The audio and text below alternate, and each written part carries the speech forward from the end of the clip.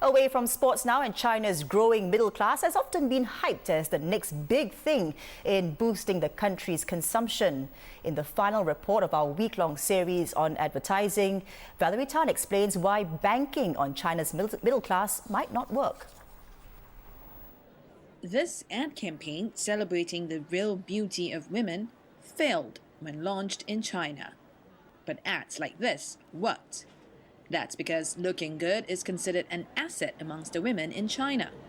The Chinese woman here is actually not shy, to admit that beauty will play a very significant role in their road to success. They realize that, well, if I have to stand out, then I have to be, using anything I can, to help me, move ahead.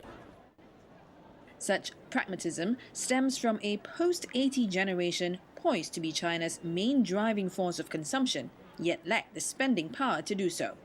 At about 500 million and growing, China's middle-class consumers may look like the most bankable market for advertisers, but they're actually poorer than their American counterparts. Their highest average disposable income is just over $4,500 compared to nearly $37,000 in the US. Official data also showed that the Chinese, especially those born in the 1980s, save up to a third of their income for healthcare, property, and future uncertainties.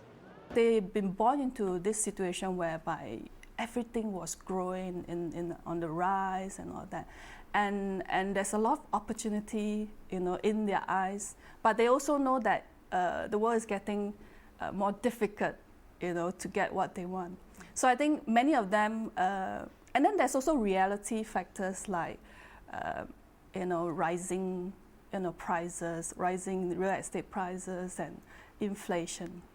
So what they actually, the words that they actually always use is about balance. In their efforts to seek middle ground between aspiration and affordability, the post-80 generation also tend to shop more than they spend, as seen in IKEA stores in China. To cater to their needs, IKEA built their largest showrooms in China with modern European furniture and slashed prices by half. Maybe they don't spend the biggest money on shopping, but they're definitely the ones that spend most time shopping around.